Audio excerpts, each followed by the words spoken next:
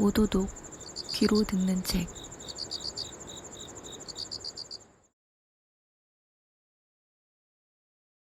스무 명의 친구들이 낭독하고 5명의 친구들이 그립니다. 할머니의 죽음은 운수 좋은 날, 술 권하는 사회, 빈처 등의 소설로 유명한 작가 현진건님의 12번째 작품입니다. 97년 전에 쓰여진 소설이고요. 덤덤하고 건조하게 다양한 인간들의 모습을 날카롭게 포착하고 표현하는 블랙 코미디 같은 작품입니다. 죽음에 임박한 할머니를 둘러싼 가족들의 행동과 태도, 시간의 흐름에 따른 변화, 가식과 이중적인 모습들이 흥미롭게 펼쳐지고 마지막 엔딩까지 강한 훅을 남깁니다. 할머니의 죽음, 지금 시작합니다. 조모주 병환 위독.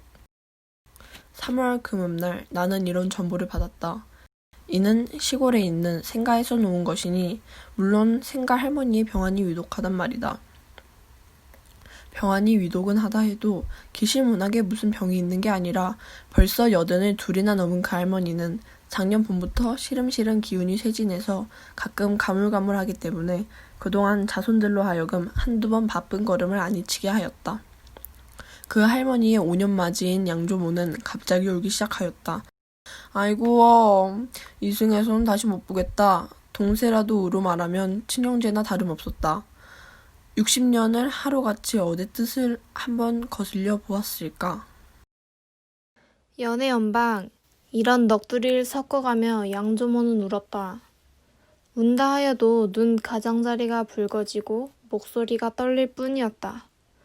워낙 연만한 그는 제법 울음답게 울 근력조차 없었다. 그래도 그 할머님은 팔자가 좋으시다. 자손이 늘은 듯하고. 아이고. 끝으로 이런 말을 하며 울음이 한숨으로 변하였다. 자기가 너무 수한 까닭으로 외동자들을 앞세워 원이 되고 한이 되어 노상자기의 생을 저주하는 그는 아들이 2, 직손자가 8이나 되는 그 할머니를 언제든지 부러워하였다. 지금 돌아가시면 호상이지. 아드님의 백발이 허연데. 라고. 양모도 맞방망이를 치며 눈을 멍하게 뜬다. 나도 과연 그렇기도 하겠다 싶었다. 나는 그날 밤차로 시골을 향하고 떠났다. 새로 석점이 지나 기차를 나린 나는 벌써 돌아가시지는 않았나고 염려를 마지 않으며 캄캄한 좁은 골목을 돌아들어 생가에 삽작 가까이다. 달을 제 곡성이 나는 듯하여 마음이 조마조마하였다. 하건만 다행히 그 불길한 소리는 들리지 않았다. 삽작은 빠끔히 열려 있었다. 마당에 들어서니 추녀 끝에 달린 그름 앉은 궤등이 간 반밖에 아니 되는 마루와 좁직한 뜰을 쓸쓸하게 비쳐 있었다. 우물뚝과 장독간의 사이에 위는 거적으로 덮고 양간은 삿자리로 두른 울막을 보고 나는 가슴이 덜컥하고 나려앉았다. 상청이 아닌가? 그러나 나의 어림짐작은 틀리었다. 마루에 올라선 내가 안방 아랫방에서 뛰어나온 잠 못 잔 피로한 얼굴들에게 이끌리어 할머니의 거처하는 단칸 건너방으로 들어가니 할머니는 깔아진 듯이 아랫목에 누워있으되 오히려 숨은 붙어있었다. 그 앞에 앉는 나를 생선의 그것 같은 흐릿한 눈자 위로의 아롭게 바라본다. 얘가 누굽니까? 어머니 얘가 누굽니까? 예한 이씨로 예절 알기와 효성 있기로 집안 중에 유명한 중모는 나를 가리키며 병자의 귀에 대고 부르짖었다. 몰라. 환자는 담이 그르렁그르렁 하면서 귀찮은 듯이 대꾸하였다. 제가 누굽니까 할머니? 나는 그 검버섯이 어릉어릉한 뼈만 남은 손을 만지며 물어보았다. 나의 소리는 떨리었다. 저를 모르시겠습니까? 제가 오남이 아닙니까? 응, 네가 오남이냐? 우는 듯이 이런 말을 하고 그윽하나마 내가 잡은 손에 힘을 주었듯 하였다. 그 개게 풀린 눈동자 가운데도 반기는 빛이 역력히 움직였다. 할머니의 병환이 어젯밤에는 매우 위중해서 모두 밤새움을 한 일, 누구누구 자손을 찾던 일, 그 중에 내 이름도 부르던 일, 지금은 판결 돌린 일, 온갖 것을 중모는 나에게 가르쳐 주었다. 나는 그날 밤에 누우락, 앉으락, 깰락, 졸라 할머니 곁에서 밝히었다. 모였던 자손들이 제각기 돌아간 뒤에도 중모만은 할머니 곁을 떠나지 않았다. 불교의 독신자인 그는 잠오는 눈을 비비기도 하고 기침으로 목청을 가다듬기도 하면서 밤새도록 연부를 그치지 않았다. 그 소리는 적적한 새벽녘의 해가와 같이 청량히 들리었다. 나는 새삼스럽게 그 효심의 지극함과 그 정성의 놀라움에 탐복하였다. 아침 저녁으로 각지에 흩어져 있는 자손들이 모두 모여들기 시작하였다. 방이라 단지 셋밖에 없는데 안방은 어머니, 형수들이 점령하고 딸 아랫방 하나 있는 것은 아버지, 삼촌, 탕수들에게 빼앗긴 우리 젊은이 배. 사육촌 형제들은 밤이 되어도 단 1시간을 눈을 붙일 곳이 없었다. 이웃집과 누누이 교섭한 끝에 방 한 칸을 빌려서 번차례로 조금씩 쉬기로 하였다. 이 짧은 휴식이나마 공부인부 교란되었다니 그것은 산부들이 집에서 불러들이는 까닭이었다. 아버지와 삼촌네들의 큰 심부름, 잔 심부름도 적지 않았지만 할머니 곁에 혼자 앉아있는 중모의 꾸준한 명령일 때가 많았다. 더욱이 밤새 1시에나 2시에나 간신히 잠을 들어 꿀보담을 터찬 잠이 왼몸에 나른하게 퍼진 새벽녘에 우리는 끄틀리어 일어날 수밖에 없었다. 할머님 병환이 이렇듯 위중하신데 너희는 태평치고 잠을 자나 말이냐? 오히려 건넌방에 들어가면 그는 다짜고짜로 야단을 쳤다. 그 중에서도 가장 나이 어리고 만만한 데가 이 꾸중바지가 되었다. 인정사정 없는 그의 태도가 불쾌하긴 하였지만 도덕적 우월을 아는 우리는 대꾸 한마디 할 수 없었다. 다들 뭐란 말이냐. 나는 한 달이나 밤을 새웠다. 며칠들이나 된다고. 졸음원을 누는 비비는 우리를 보고 그는 자랑스럽게 또 이런 꾸중도 하였다. 놀라운 효성을 부리는 게 도무지 우리 야단칠 밑전을 장만하는 게구나. 나는 속으로 꿀꺽꿀꺽하며 이런 생각을 하였다. 한 번은 또 그의 명령으로 우린 건넌방에 모여들었다. 그 방문은 열어져 치었는데 문지방 위에 할머니의 지팽이가 놓이고 그 밑에 또 신으시던 신이 놓여 있었다. 방 안 할머니의 머리맡 벽에는 다란이가 걸리었다. 할머니가 운명하시나 보다. 우리는 번개같이 이런 생각을 하며 할머니 곁으로 다가들었다. 그는 담을 그르렁거리며 혼원히 누워 있었다. 중모는 흐르는 눈물을 겁잡지 못하며 그의 귀에 들이대고 울음소리로 아미타불과 지장무사를 고슬프게 부르짖고 있었다. 한동안 엄숙한 긴장이 여기 있었다. 모두 같은 데를 기다면서 10분 20분 환자의 신상에는 아마 별증이 나타나지 않았다. 아마 잠드신 모양입니다. 이윽고 아버지가 이 긴장한 침묵을 깨뜨렸다. 그리고 중모를 향하여 주무시겠으리 연부를 그만두십시오 하고 나가버렸다. 그리고 그 뒤를 따라 빽빽하게 들어섰던 자손들이 하나씩 둘씩 헤어졌다. 그래도 눈물을 섞어가며 연부를 매지 않던 중모가 얼마 뒤에 재물의 부처님 찾기를 끊지었다. 그리고 그 끝내 남아있던 나에게 할머니가 중모 왔다고 하던 일, 자신을 다리로 교군이 왔다던 일, 중모의 손을 잡아 비틀며 어서 가자고 야단치던 일을 이야기하였다. 그러다가 숨구녕에서 무엇을 꿀꺽하고 고만 저렇게 정신을 잃으신 것을 설명해 듣기었다. 그날 저녁 때에 할머니는 여상이 깨어났었다. 이런 일이 한두 번이 아니었다. 몇 번이나 신과 지팡이가 놓였다 치웠다. 다란이가 벽에 걸리었다 떼었다 하였다. 그러는 동안에 자손의 얼굴은 자꾸자꾸 축이 나갔었다. 말하기는 안 되었지만 모두 불언 중에 할머니의 하루바삐 끝장나기를 기다리고 있었다. 관조차 맞추어서 7까지 먹여놓았다. 내가 처음 오던 날 상청이 아닌가고 놀래던 그 울막도 이 관에 놓아두려는 의지간이었다. 그러하건만 할머니는 연애 한 모양으로 그물그물하다가 또 정신을 차리었다. 아니, 정신이 돌아오는 때가 도리어 많아간다. 자기 앞에 들어서는 자손들을 거의 틀림없이 알아맞히었다. 그리고 가끔 몸부림을 치면서 일으켜달라고 야단을 쳤다. 이럴 때 중모는 기벽스럽게도 연부를 못이었다. 어머니, 어머니, 가만히 계셔요. 가만히 계셔요. 그는 몸부림하는 할머니를 제지하면서 이렇게 타일렀다. 저를 따라 연부를 외셔요. 나무 아미타불, 나무 아미타불. 나 일어날란다.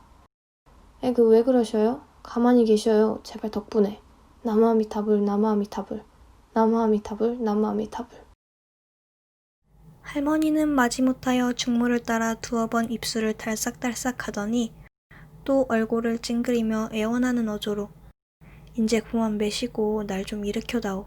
네 인제 그만 가련다. 인제 가셔요. 가만히 누워 가시지요. 왜 일어나시긴. 나무 아비탑을 왕생극락 나무 아비탑을. 할머니는 귀찮아 못 견디겠다는 듯이 팔을 내저으며 듣기 싫다. 연불소리 듣기 싫다. 인제 그만해라 하며 몸을 일으키려고 애를 쓴다.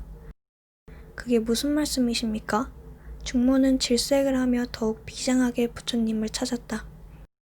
듣기 싫다 듣기 싫어. 나는 이제 고만 갈 테야. 할머니는 또 이렇게 재우쳤다. 나는 이 광경을 보고 저기 의외의 감이 있었다. 할머니는 중모보단 못하자는 불교의 독신자이다. 몇십 년을 하루같이 새벽마다 만수양을 켜놓고 연부를 모시기를 잊지 않은 어른이다. 정신이 혼돈된 뒤에도 염주 담은 상자와 만수양만은 일일이 아랑곳하던 어른이다.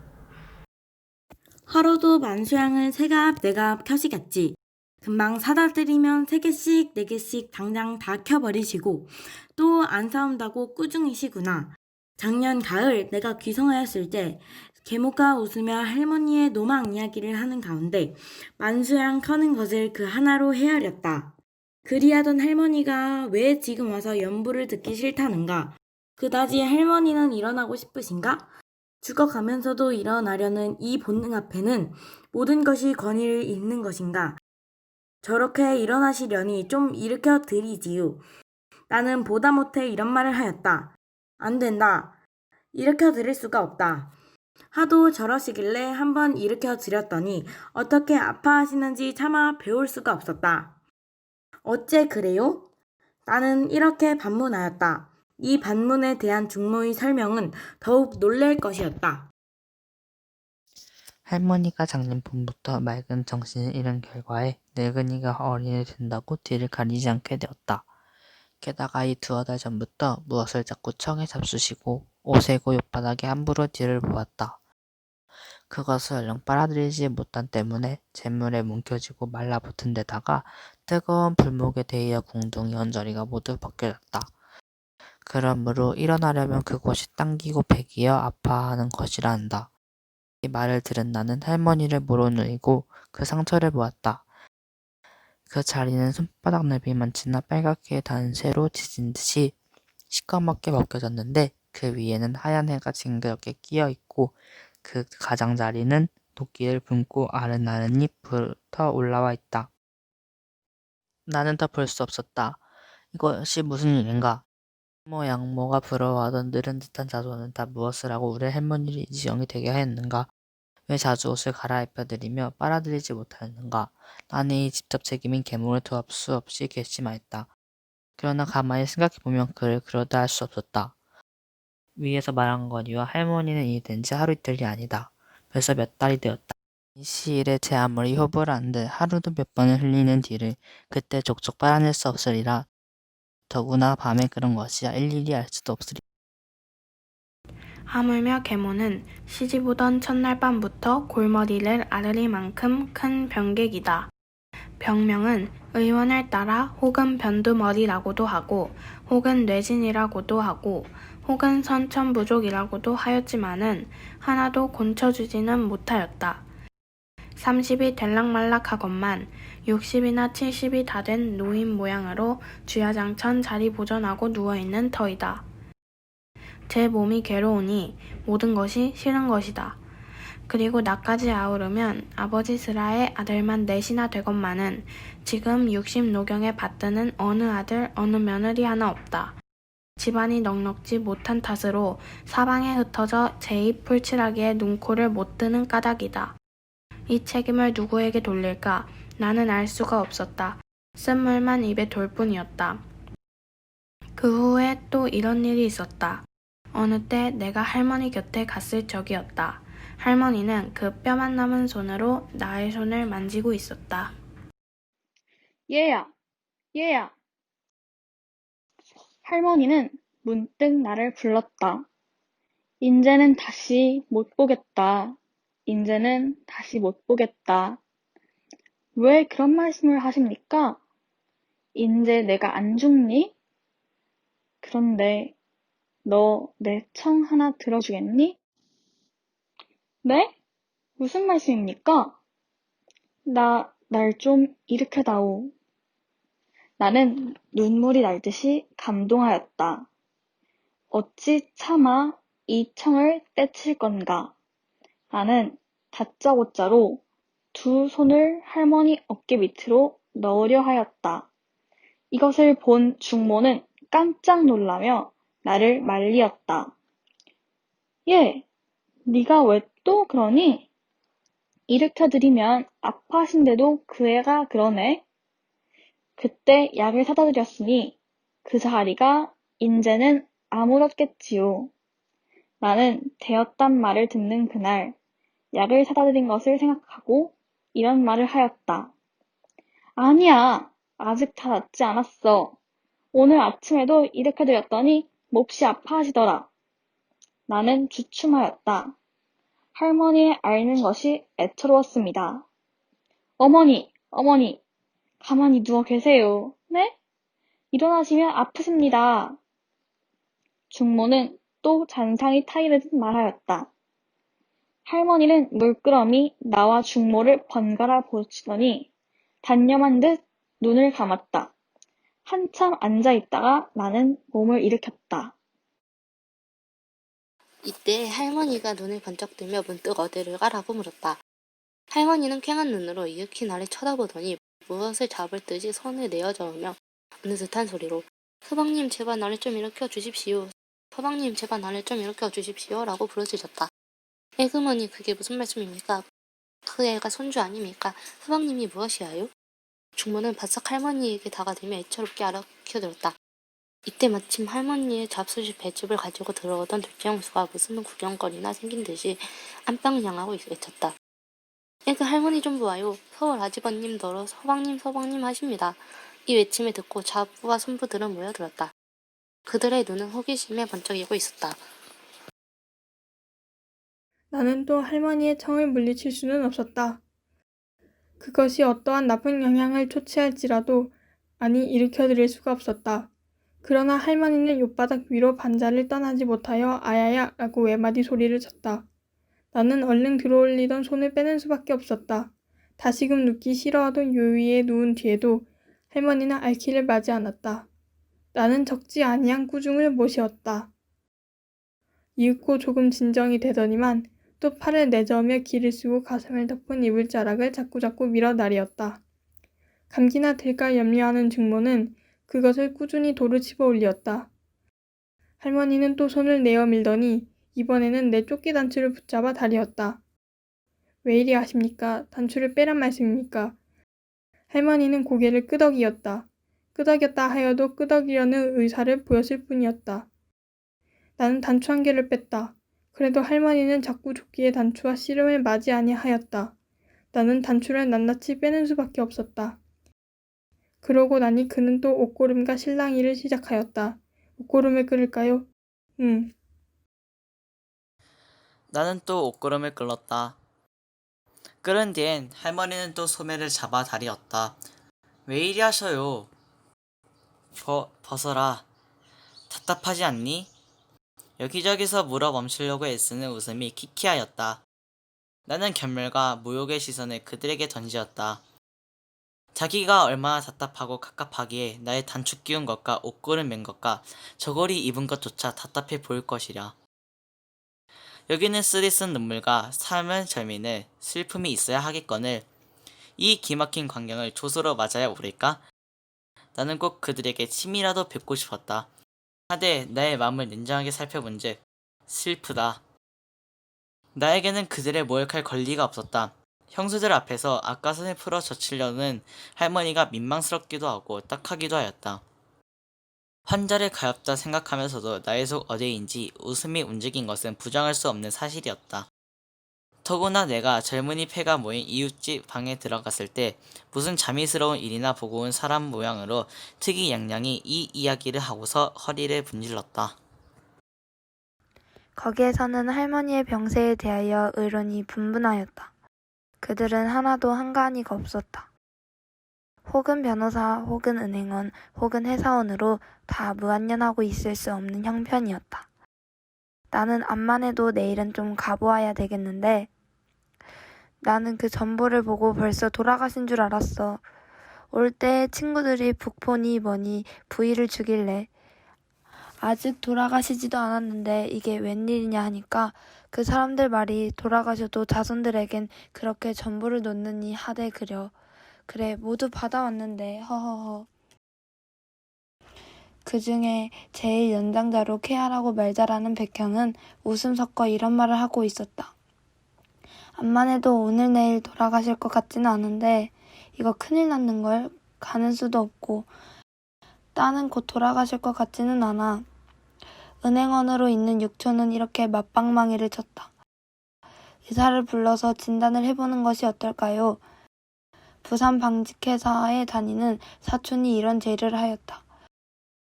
옳지, 참 그래 보아야 되겠군. 아버지께 이 사연을 아뢰었다.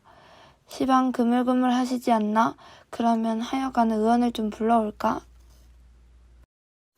의원은 아버지와 절친한 김주부를 청해오기로 하였다. 갓을 쓴 그 의원은 얼마 아니되어 미륵 같은 몸뚱아리를 환자방에 나타내었다. 매우 정신을 모으는 듯이 눈을 나리감고 한나절이나 진맥을 하더니 고개를 절레절레 흔들며 불러앉는다. 매우 말씀하기 안 되었소마는 아마 오늘 밤 아니면 내일은 못 넘길 것 같소. 매우 말하기 어려운 듯이 기실 조금도 말하기 어렵지 않는 듯이 그 의원은 최후의 판결을 언도하였다. 글쎄 그래 완왕노쇠하셔서 오래 부지를 하실 수 없지. 그러면 그렇지 하는 얼굴로 아버지는 맞방망이를 쳤다. 가려던 자손은 또 붙잡히었다. 그러나 할머니는 그날 저녁부터 한결 돌리었다. 가끔 잡수실 것을 찾기도 하였다. 잡수는 건 쭉 하여야 배즉 국물에만 한술도 안 드는 짐지였다. 족과 미음은 입에 대기도 싫어하였다. 그리고 전일에 발라들의 양약이 효염이 나서 상처가 아물었던지 자부와 손부에게 부촉되어 꽤 오래 일어나 앉아있게도 되었다. 그 이튿날이 무사히 지나가자 한이의 무시를 비소하고 다른 것은 몰라도 환자의 수명이 어느 때까지 계속될 시간 아는데 들어서는 양이가 나으리란 우리 젊은패의 주장에 의하여 병원 원장으로 있는 초녀 의학사를 불러오게 되었다. 그는 진찰한 결과에 다른 증세만 겹치지 않는다면 2, 3주일은 무료하리를 하였다. 그래, 그저 그런 걸 거야. 아직 괜찮으신데 백주에 서두고 야단을 하였지 하고 일이 바쁜 백형은 그날 밤으로 떠나갔다. 그 이튿날 아침이었다. 우리가 집에 들어오니까 할머니 곁에 들어간 적 없었던 중모가 마당에서 한가롭게 할머니의 뒤흘린 바지를 빨고 있다가 웃는 낯으로 우리를 맞으며 할머니 오늘 아침에 혼자 일어나셨다. 시방 진지를 잡수고 계시다. 어서 들어가 보아라. 나는 뛰어들어갔다. 자부와 손부의 신기해 여기는 시선을 받으면서 할머니는 정말 짐지를 잡수고 있었다. 나는 빙글빙글 웃으며 할머니 어떻게 일어나셨습니까? 할머니는 합축한 입을 오물오물하며 막 떠넣은 밥알맹이를 삼키고 내가 혼자 일어났지 어떻게 일어나긴. 흉악한 놈들. 암만 일으켜달라니 어데 일으켜 주어야지. 인젠 나 혼자라도 일어난다. 하며 자랑스럽게 대답하였다. 어제 의원이 왔지요. 인자 할머니가 곧 나으신대요. 정말? 낫겠다 하던 응? 하고 검버섯 핀 주름을 밀며 흐연한 웃음의 그림자가 오래간만에 그의 볼을 스치었다. 나는 눈에 어째선지 눈물이 핑 돌았다. 그날 밤차로 모였던 자손들은 제각기 흩어졌다. 나도 그날 밤에 서울로 올라왔다. 어느 아름다운 봄날이었다. 말갛게 개인 하늘은 구름 한 점도 없고 아른아른한 아지랑이가 그 하늘거리는 기볼로 봄 비단을 짜내는 어느 아름다운 봄날이었다. 나는 깨끗하게 춘복을 차리고 친구 몇몇과 우이동 앵화 구경을 막 나가려던 때이었다. 이때 뜻 아니한 전보 한 장이 닥치었다. 오전 3시 조모주 별세.